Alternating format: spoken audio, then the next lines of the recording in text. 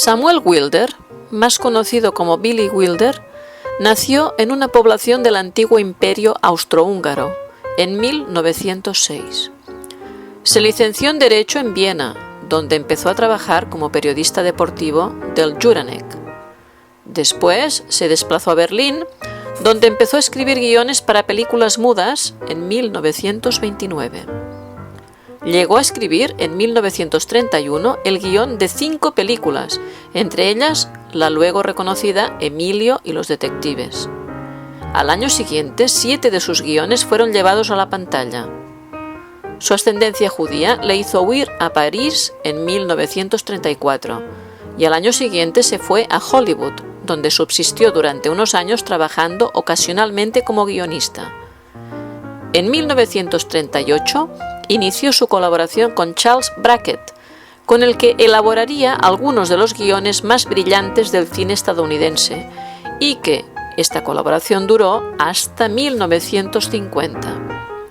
Trabajaron juntos para grandes directores como Ernst Lubitsch en la película Ninotchka o Howard Hawks en la película Nace una canción.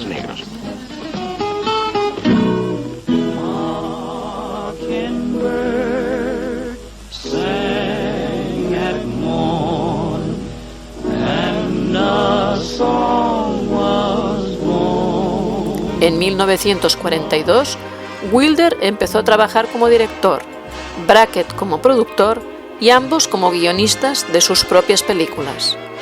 De esta época son las siguientes: la comedia El mayor y la menor, de 1942, la película bélica 5 tumbas en el Cairo, de 1943, la película policíaca Perdición, de 1944, considerada la primera película de cine negro, el drama Días perdidos, de 1945, la comedia musical El vals del emperador, de 1948, y la comedia Berlín Occidente, de 1948 también.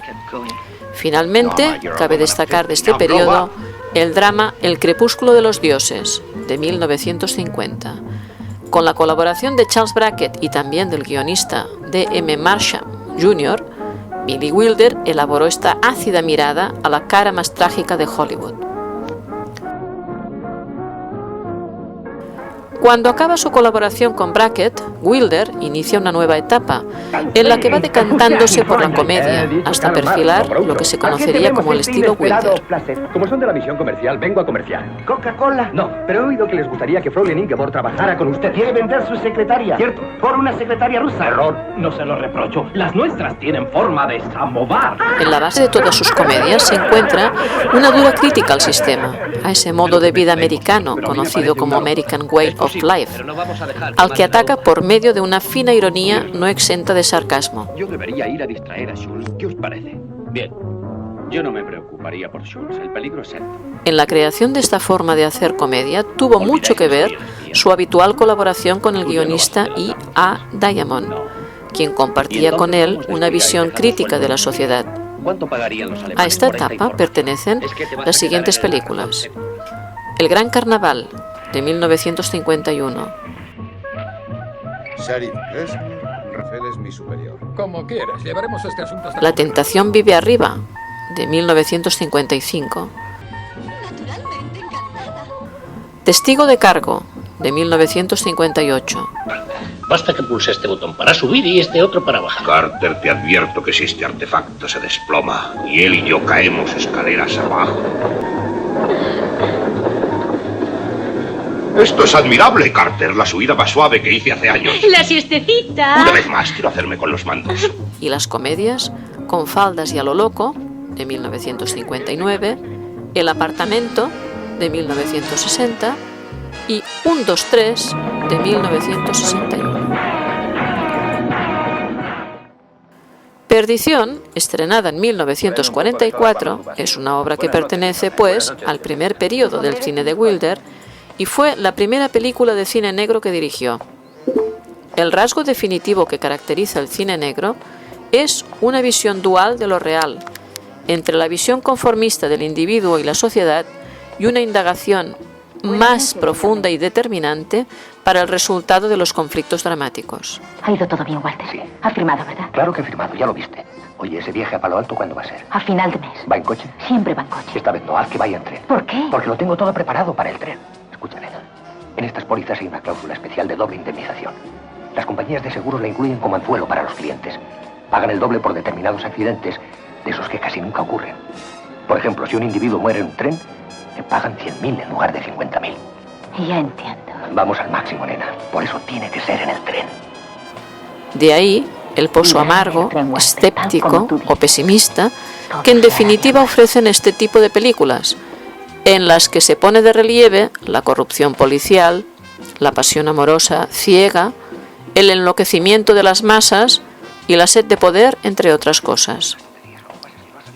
Tal como ya se ha dicho anteriormente, la película Perdición de Wilder se considera la primera película de cine negro, pero él mismo reconoce que su fuente de inspiración fue el principio de una película anterior de Fritz Lang, rodada en blanco y negro, titulada M, el vampiro de Düsseldorf.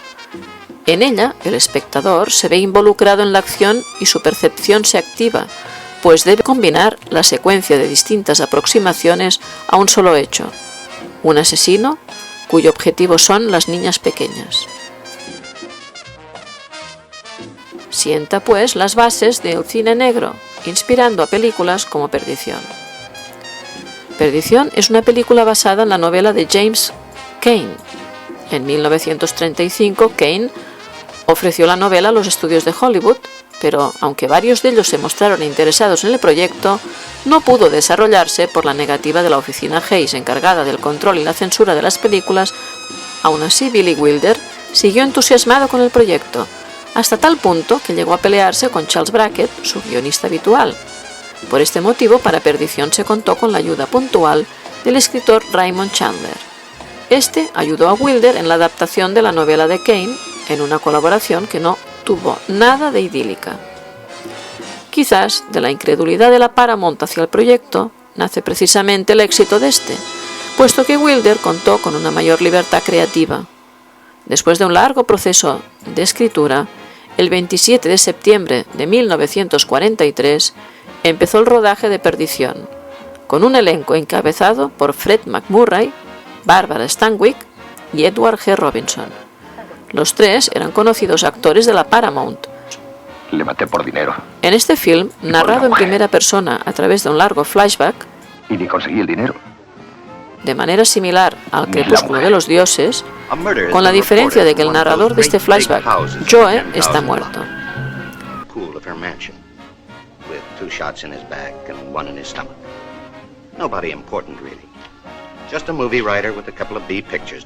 Con este estilo de narración, Wilder evidencia su interés sobre cómo se desarrolla el conflicto y no su resolución. Contando desde el principio quién es el asesino, el director se permite el lujo de poder dedicar su narración al suspense y a la evolución dramática de los personajes. El personaje más destacado de Perdición es el de Phyllis Dietrichson, una femme fatale, al igual que lo son también el personaje femenino de su anterior película, El Crepúsculo de los Dioses, Norma Desmond y el personaje de Cora Smith de la película de Ty Garnett inspirada en ella, El cartero siempre llama dos veces. La secuencia en que vemos a Phyllis descendiendo por las escaleras en un excelente travelling nos recuerda a la de Norma Desmond en El Crepúsculo de los Dioses y también a la posterior Cora Smith en El cartero siempre llama dos veces de Ty Garnett. En estas dos últimas películas, el personaje femenino protagonista aparece por primera vez en esta escena, mostrando también un primer plano de sus pies, viste también de blanco y es también una rubia muy atractiva, solo que Barbara Stanwyck destaca por su interpretación y también por el característico vestuario de Edith Heath y su sensual pulsera en el tobillo, que dan lugar a una mujer tan atrayente como peligrosa. No solamente el parecido entre las protagonistas femeninas de estas películas citadas es físico, sino también psicológico, de comportamiento en sus relaciones. Todos ellos son manipulados por ellas, aunque ellas finjan sentirse molestas ante tal insinuación. La impronta de Billy Wilder se encuentra incluso también durante el film con la recurrente idea de la suplantación o del cambio de identidad, que se refleja en Perdición, Y enciende la luz 2 veces. al igual que en sus inicios. Este tema ya se daba y vuelve a darse a lo largo de su filmografía. ¡No me comprendes, Osgood! ¡Ah! ¡Soy un hombre! Bueno, nadie es perfecto. Sus mordaces diálogos son las verdaderas armas de esta cinta. Especialmente brillante es el duelo metafórico cargado de Señor tensión Ness, ¿por qué sexual no viene mañana entre noche a eso Walter de y las Phyllis. 8:30? Estará aquí. ¿Quién? Mi marido. Tiene usted interés en hablar con él, ¿no? Así era, pero se me están pasando las ganas, créame. En este estado hay un límite de velocidad, 70 kilómetros por hora. ¿Y a cuál iba, agente? Yo diría que a 90. Pues baje de su moto y póngame una multa. Mejor dejarlo en advertencia por esta vez. ¿Y si no da resultado? Le daré con la regla en los nudillos. ¿Y si me echo a llorar y pongo la cabeza en su hombro? ¿Por qué no intenta ponerla en el de mi marido? No tiene que ver solo con su carga Se acabó. simbólica, sino con el posterior desarrollo de la acción.